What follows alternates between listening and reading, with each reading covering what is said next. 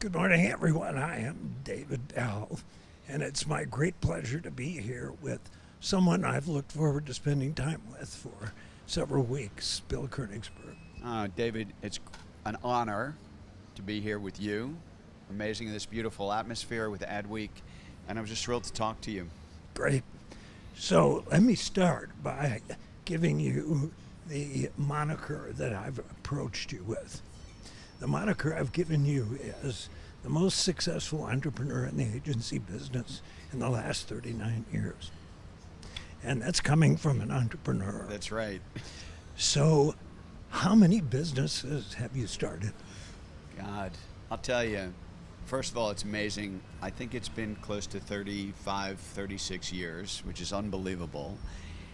And have probably started and built dozens of businesses, but the secret is constant reinvention, number one. Number two, never ever thinking you've arrived, because you know this, David. If you think you've arrived, you're going to get run over.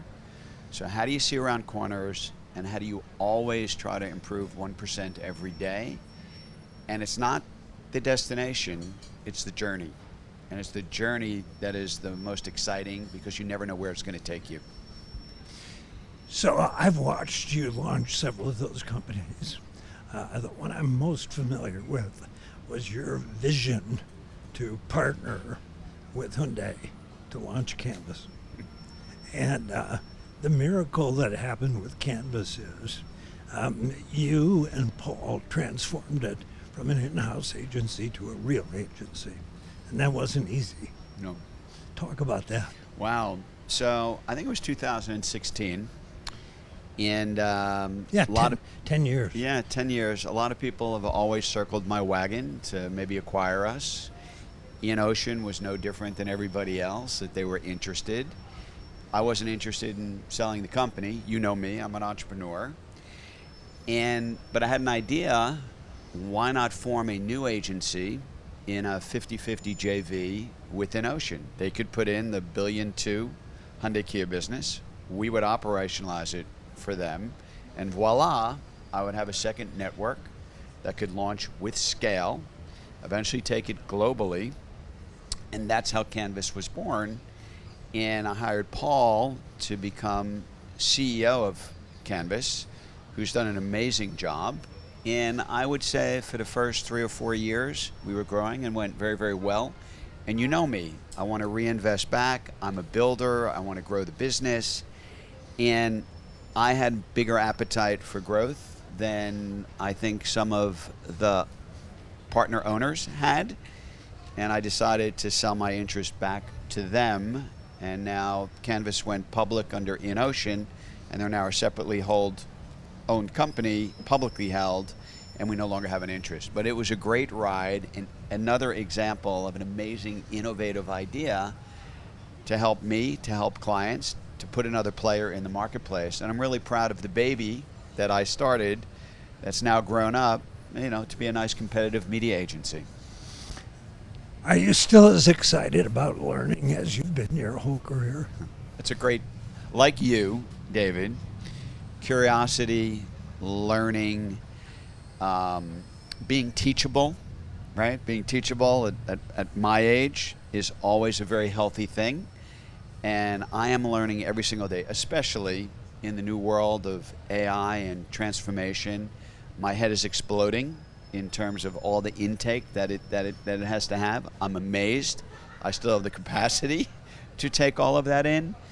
But yeah, learning is a part of life. By the way, whether it's business or what you do in your personal life, curiosity, learning, the journey, that's the exciting part, not knowing where it's going to take you. So short answer is, teach me, baby. Absolutely. Some people think that the next 10 years are going to be the golden age of independent agencies.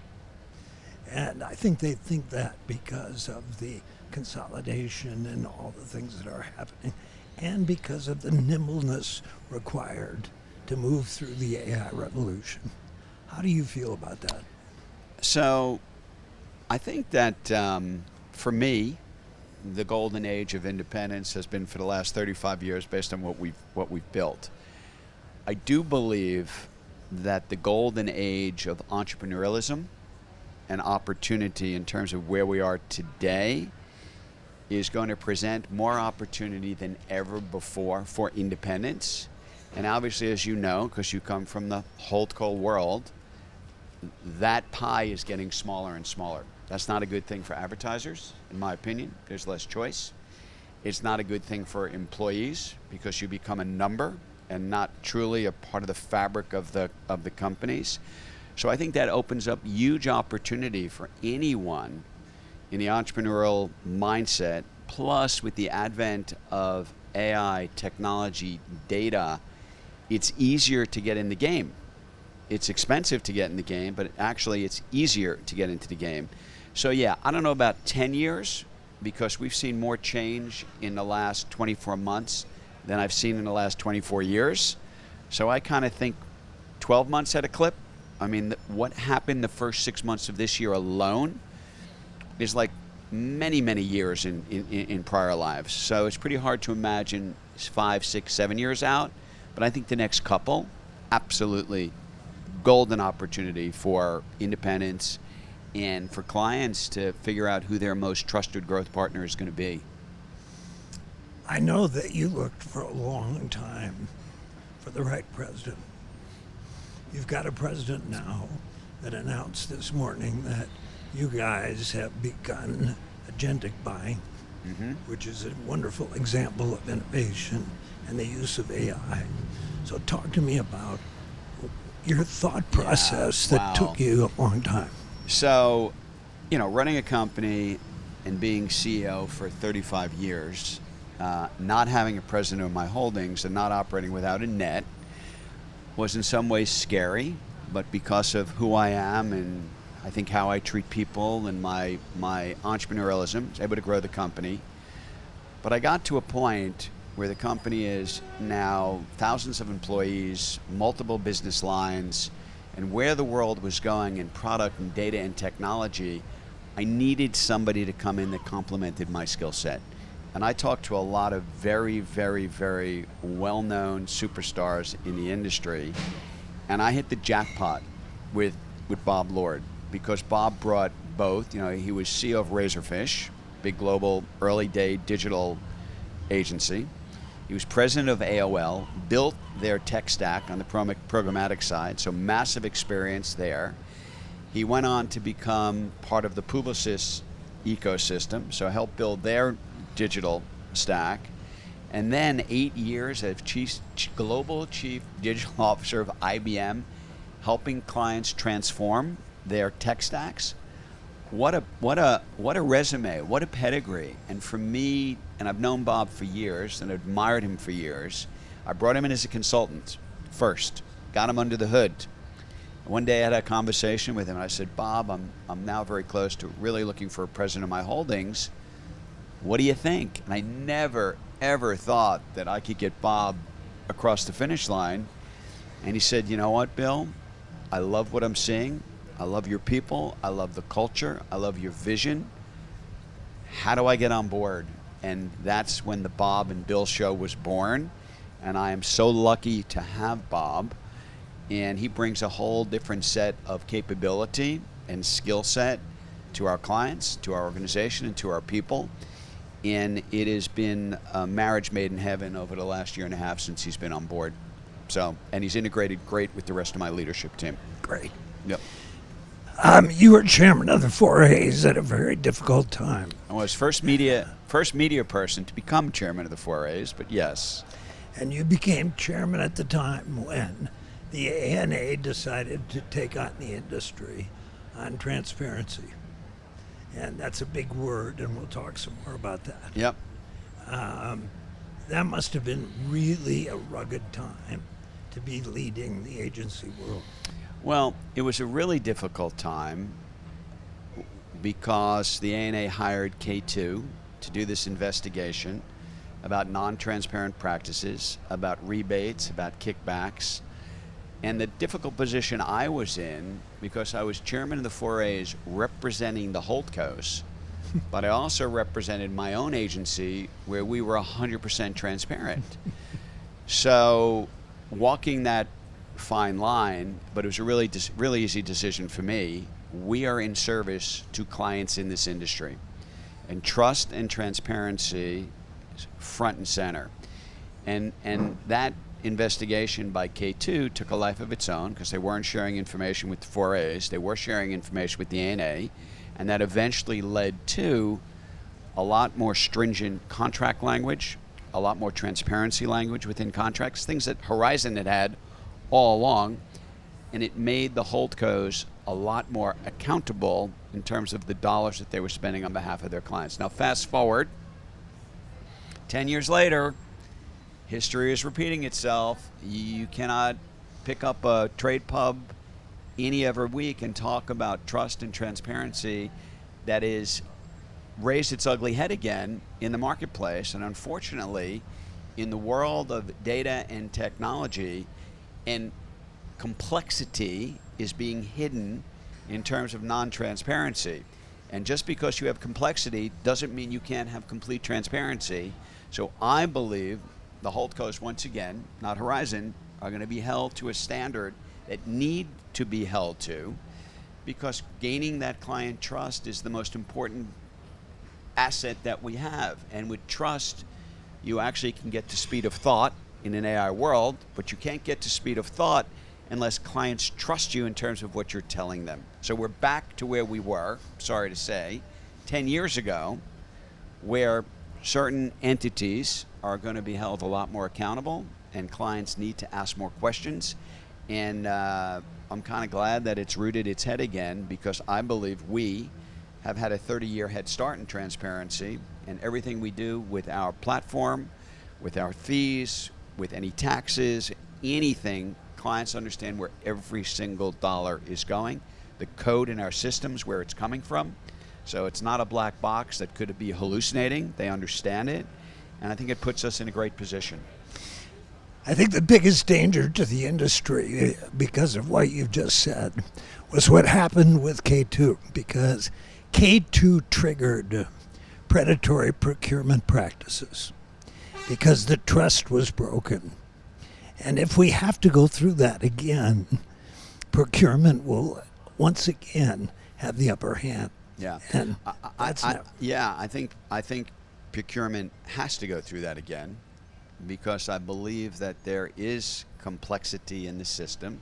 Our job is to make that complexity simple, and one way you make it simple is by giving clients complete access, by being completely transparent, so that you're true growth partners with your clients, and you're maybe not making as much money over here, but over here they're kind of not seeing how that cookie jar is being rated. So I think it's up to procurement, one, but more importantly, agencies to be upfront about how the whole system works. So I want to talk about two potential benefits of AI. One of them is that AI will force transparency. And the second is that I believe that AI will bring down the walled garden walls. Yeah. So two things on that. I'm not sure that AI, unless the right questions are asked, will force transparency because of some of the complexities in terms of how the ecosystem works. So that goes back to following the tech trail. It comes back to being completely open and transparent with clients, but it does add a level of complexity. And sometimes people look at that as an opportunity to be transparently non-transparent. And I don't think that works for the future. That's one. The second question that you asked was, repeat it one more time? Walled gardens. Walled gardens, yeah. I think that through the advent of AI, certainly there is becoming the democratization of data. We're able to get more information. And the walled gardens certainly do not have the, I would call it, their own, what they believe, secret sauce and competitive sauce, because you can get a lot of that data now through the use of AI. And it is making clients having the ability to activate in so many better ways from a transparency perspective. So yes. So you've always been a culture guy. You've always been a people guy. Yeah. Talk to me about that, because the loyalty that you've had with your people is remarkable. So, that goes back to the roots of when I started the company 35, 36 years ago. And my mantra was simple. And I didn't realize back then that 36 years later, we would still be living off the business is personal mantra. It means something different today than it meant back 35 years ago. But 35 years ago, it was about, because I didn't have any money, it was come join me. I'll smother you in love. I'll smother you in attention. I'll give you a voice. I'll give you a seat at the table. We'll conquer the big guys. And I had a vested interest in your career. And I felt that if I could attract employees that way, and then from a business as personal perspective, make my clients feel like new clients every single day, they'd never leave me. So I have happy employees, motivated employees, clients that were being smothered in attention, both would never leave me, and the business would grow. And oh my God, it worked. It worked. But today, business as personal manifests itself in so many different ways because we are now dealing in a marketplace of personalization at scale with data. So one, how do you connect? How do you, create relevance with consumers and individual consumers? That's a very personal relationship which brands are trying to create. Secondly, still with my employees, how do we do that? And I'll tell you, in a world of holdco consolidation, where there's tons of layoffs and these people are just become a number, having that culture inside my organization is an attraction for talent. It's a talent magnet for sure. And then lastly, how we deal with the complexity of the world and our media partners and collaboration from a personal perspective. So the same mantra today, business is personal, employees, partners, clients, same thing we live by, just how you execute it is very differently. So think about that. 36 years later, same philosophy. And by the way, that's the advantage of me being a CEO, a vision, a long-term vision, being able to consistency, not having to have new people come in with new direction, new people, new vision. For us, it's kind of been the long game, and it seems to be paying off. You said something important that was echoed on Good Morning America by Carl Anthony Towns after the Knicks win. He said something that I'll never forget. He said, Coach Brown hears us out. Yeah. And you talked about that. Yeah. And that's a cultural pillar. You hire people because you want them to have a voice. You hire people because you need diversity of thinking and diversity of thought. And that's something that we champion greatly. I want the person who greets people at our office to have a voice, just like I want Bob Lord to have a voice. And when people are invited to a meeting, I want them to participate. I want to hear what they have to say. I am not the smartest guy in the room, and I learned that ages ago. And having that diversity of thinking and thought and a voice is critically important. It is we, not I. It's another thing that we live by. And the world of collaboration and the open operating system we live in with our tech stack, it is we more than ever before. So build, buy, or partner on tech.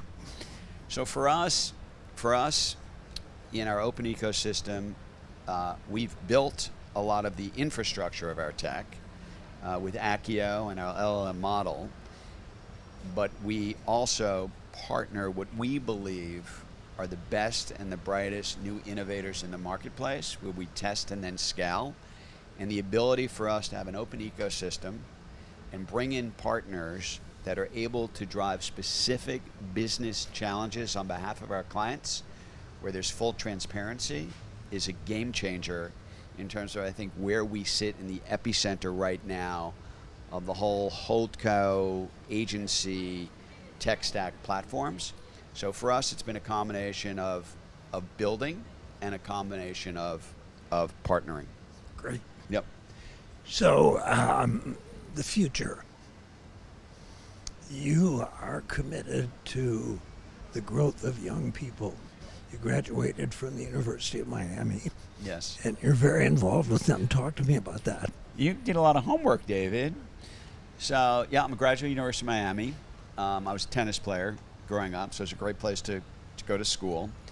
But I also cut my teeth in marketing back then and kind of got the bug, although I was an early TV junkie. That's what got me involved in the industry in the first place. But I've been heavily involved with the University of Miami. One, in probably about 10 years ago, helped them build out an interactive media center to help the business school and the School of Communications have the latest tools and technology. And now, besides interns from the University of Miami that come and intern at the company, besides the business school and the communication school that come up for media weeks where we speak to them and we bring them out to all of our partners, I'm heavily involved with the Orange Umbrella, which is the in-house advertising agency for the University of Miami for students. It's a student-run agency. And we want to make the Orange Umbrella the most premier student-run agency in the country, competing with all the other big communication schools. And with that will come bringing in professionals who actually have been out in the field. It takes investment to do that, but these students will get the best education and can come out of school not in an entry-level position, but actually could come out of school in more of an associate position, because they've learned real-world skill sets in a real-world agency environment. And I think, David, I might bring you in as a guest lecturer to these kids about the journey and about our world and about how it's changed. And I'm just really excited to, and I can't tell you how many people in the industry have said, Bill, I want to help you. So We used to do Go that. you. We used to do that at the Ad Lab, yeah, and that for a long time was a small version of what you're talking about. Yeah. But they never had the Orange Agency, Yeah. which could really matriculate people in a different way. I also think besides actually managing regular clients, there's an enormous opportunity for a Gen Z innovation lab. You know, these Gen Zs know more about gaming, they know more about social, they know more about AI, they know more about the new world than a lot of my employees who are at the company, because they grew up on this juice. So there's so much knowledge, untapped knowledge, that these students have that I think marketers could use. What's next for you? That's a really good question. You know, I'm still a builder. I'm still an entrepreneur. My work is still not done. I still want to mentor younger people. I want to continue to see Bob spread his wings at the agency. There are some big swings in our future. I'm not going to give any great headline here, but there are some big swings in our future that we're looking at. We're not anywhere near done. Look for explosive growth in the future, and for me to continue on the journey. And let's see where the journey takes me. Bill Koenigsberg, you have been the highlight of my Cannes experience this year. Thank you for agreeing to do it, and I'm going to keep admiring you and watching for the next big thing. You know, David, coming from you, a legend, and a true legend in the industry, and what you have done, and how much you have given back, and what you stand for in terms of integrity, moral compass, mentorship. You are a breath of fresh air years ago, and you're an even bigger breath of fresh air today. I love you, and thank you for doing this. I love you too.